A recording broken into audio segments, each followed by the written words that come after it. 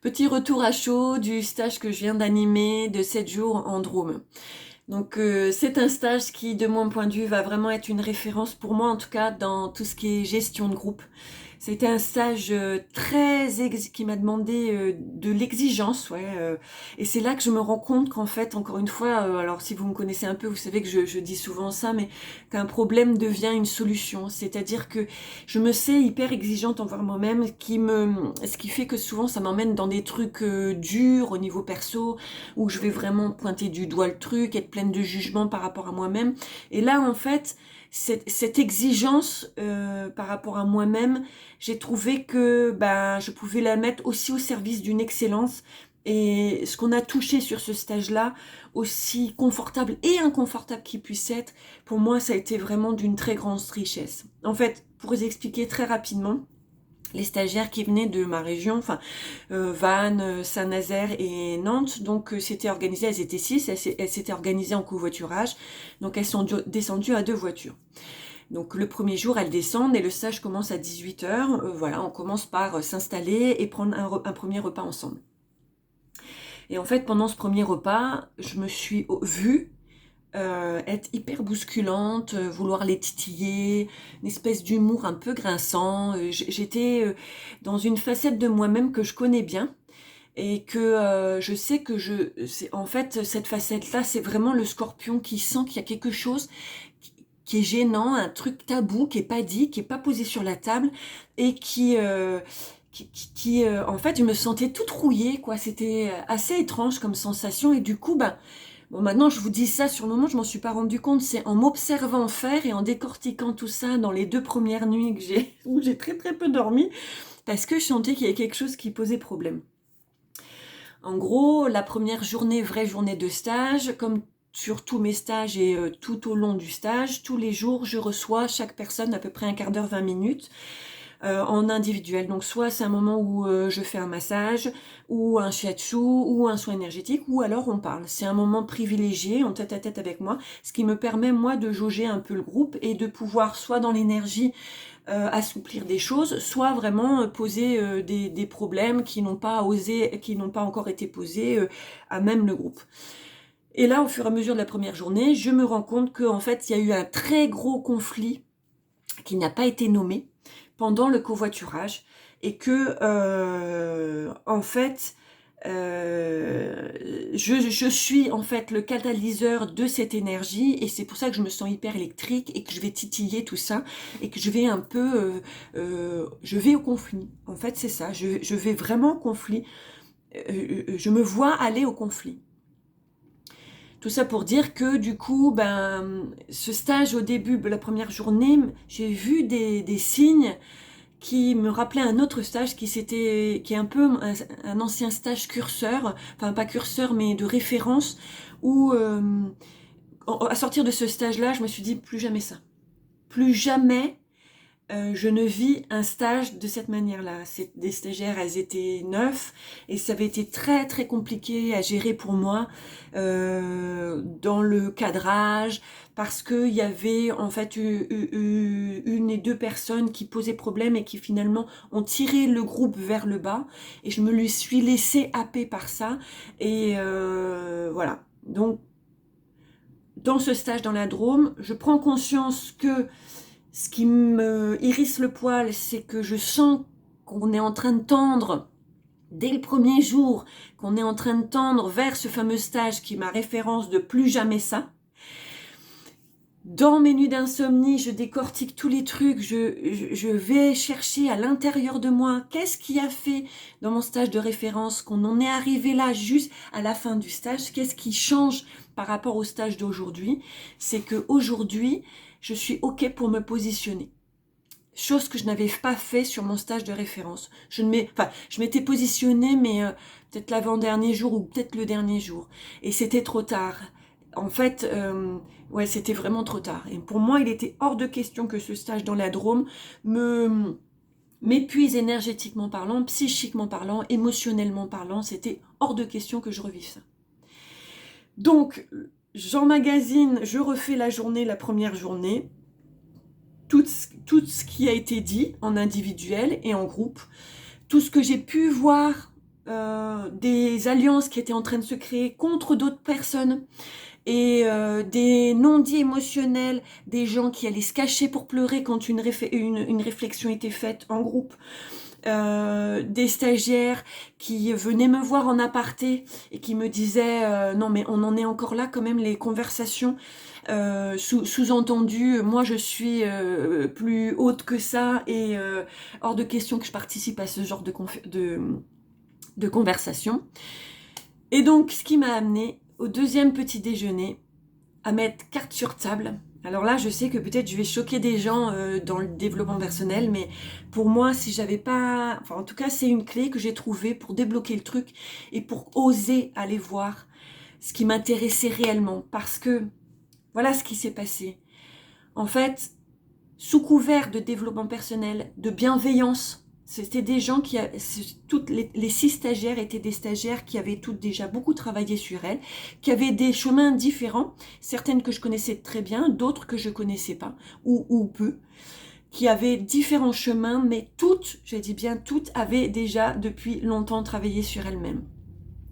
Dans ce contexte-là, elles se sont toutes positionnées dans le truc de « je suis bienveillante, alors j'ai envie que le stage se passe bien, donc je vais sourire à ce qu'on me dit, je vais faire ma part des choses, ma part du travail, je vais me dire « ah bah dis donc celle-là elle me fait beaucoup travailler ». Mais finalement, ce qui posait problème, c'est que moi, toutes ces parties-là, ça m'intéresse pas. C'est-à-dire que je sais que dans ma clientèle, j'attire des gens qui ont déjà beaucoup travaillé sur elles-mêmes. Mais moi, un stage réussi, c'est pas un stage où chacun va déployer, voilà ce que je sais très bien faire. Non, moi je vais venir pointer du doigt, voilà ce que tu sais très bien faire, d'accord, mais regarde aussi, tu le sais très bien faire, parce que il y a aussi ça que tu sais pas bien faire. On a tout en nous, on a tout et son contraire. Et du coup, ce qui se passait là, c'est que les conflits n'étaient pas nommés, la colère n'était pas nommée, l'orgueil n'était pas nommé, ou alors quand c'était nommé, c'était « ouais, j'aime pas trop dire des prénoms, mais tu sais, je me suis un peu sentie comme ci, comme ça, un peu le cul entre deux chaises, et puis vraiment, moi, je me dis, on en est encore là, alors que... Enfin bon, bref, je vais pas vous la refaire, mais tout ça, en fait...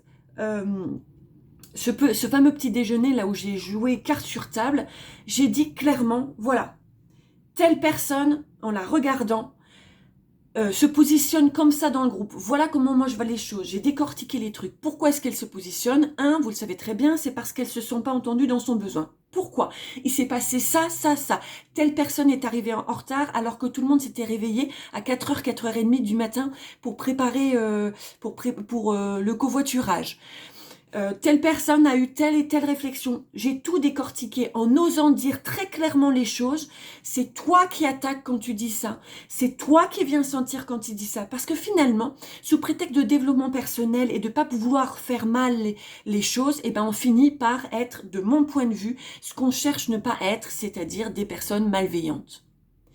À force de silence et de pas oser dire « mais putain, je le sais que je suis tranchante, tu me fais chier à me dire que oui, je suis tranchante dans le groupe, que je t'ai répondu mal, ça fait 15 ans que je travaille dessus, j'en ai ras-le-bol qu'on me l'entende. » Parce que c'est ce qui s'est passé. Une personne dans le stage était très tranchante et 2-3 autres personnes faisaient que de le signaler, mais sous couvert d'humour.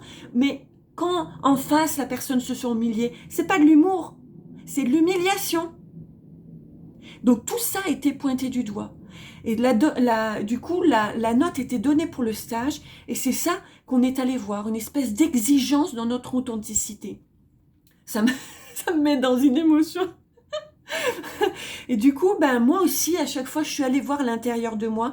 Non, j'ai osé dire des choses sur le mensonge, comment je me voyais par rapport au mensonge, que j'étais très consciente que très régulièrement, je mentais comme ça et que ça me posait aucun problème et que je savais hyper bien le faire et que c'est parce que j'avais osé intégrer ça en moi que maintenant je pouvais... Malgré moi, je dis le mensonge, maintenant je peux changer le tir si j'en ai envie et que j'assume. Et que ouais, c'est pas très flatteur d'être thérapeute et de dire ça, mais j'assume.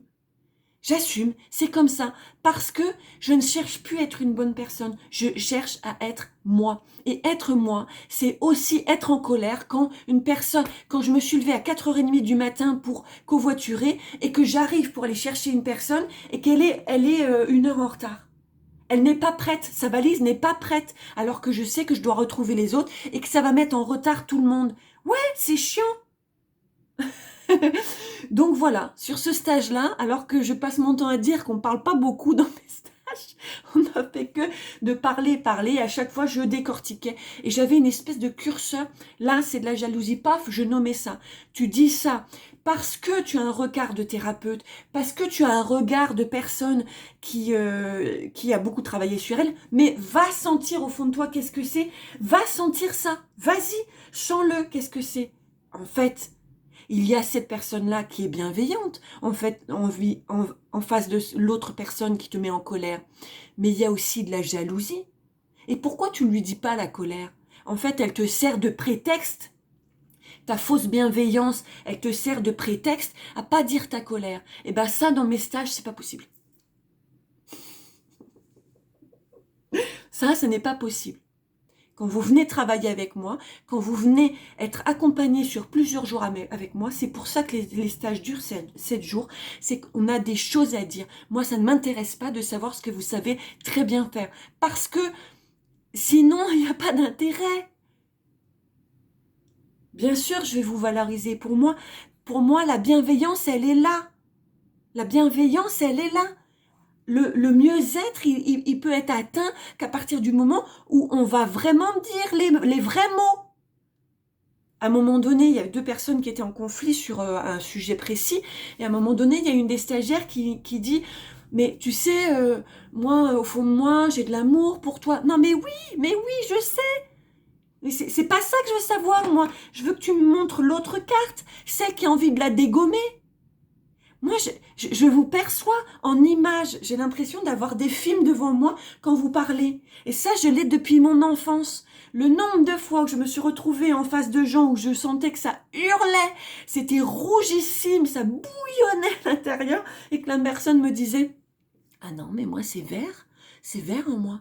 C'est bon, ça, je le connais, ce truc-là. » Maintenant, jour d'aujourd'hui, moi, en tant que thérapeute, en tant que guérisseuse, j'accompagne des gens en disant « Oui, ok, il y a une partie de toi qui est verte. D'accord? Mais pourquoi est-ce qu'elle est là, cette partie-là? Parce que aussi, il y a une partie qui est rouge.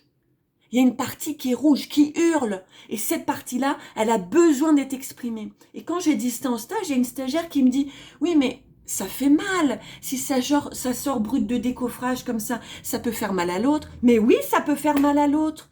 Mais ce qui pose problème, c'est pas de faire mal, c'est pas que l'autre décide de recevoir ça d'une manière qui va lui faire mal. Ce qui se pose problème, c'est ce qu'on va en faire. Là, en l'occurrence, ce qui est posé problème, c'est que les choses n'étaient pas dites sous prétexte de ne pas faire mal, mais finalement, c'est que ça faisait encore plus mal. Ce qui pose problème, c'est ce qu'on fait de ce qu'on ressent et de nos peurs et tout ça. Oui, ça fait mal, mais au moins les choses sont dites. Et après, on peut expliquer les choses. Au moins, les choses sont dites. Et on n'est pas sur un truc bancal, une espèce de faux semblant. Si vous voulez aller toucher votre authenticité, faut y aller avec authenticité. Et je crois, de mon point de vue, que sur ce stage, on a vraiment touché la notion d'amour. Tout en s'engueulant régulièrement. Même si c'était pas des engueuleries, ni des engueulades. Les choses étaient très clairement dites. Les choses étaient très clairement dites. Et c'est pas agréable de se faire entendre que une fois il y a une stagiaire qui se lève et qui ose dire, bah oui, hier soir en me couchant, j'ai eu envie que telle personne et telle personne ne soient pas dans le stage. Parce qu'elle me dérange trop. Alors d'accord, ça veut dire qu'elle nous fait travailler, d'accord. Mais pourquoi les choses sont pas dites? Parce que ça sert notre petit Calimero. Voilà. Donc je propose 3 stages cet été, en juillet. Donc si vous voulez vous faire remonter les bretelles, Encore une fois, c'est pas parce que nos discussions sur ce stage-là étaient serrées et que régulièrement je remettais carte sur table en me disant attention, allez vraiment voir avec authenticité ce qui va à l'intérieur de vous. Parce que là, moi, je sens que ça fait ci, ça à l'intérieur de moi. Et là, je suis prête à faire ça, je suis prête à faire ça. Je sens que ça me pointe du doigt sur des choses que je fais moi-même. Voilà, et en leur décrivant des choses très concrètes que je pouvais mettre en place. Donc, si vous êtes prêts... Enfin, ce stage-là, sous couvert de tout ça, pour moi, c'était un des stages les plus riches. Parce que authentique. On a vraiment osé aller voir les vrais sujets. Voilà. Donc j'espère qu'en juillet, ça sera aussi cool que ça.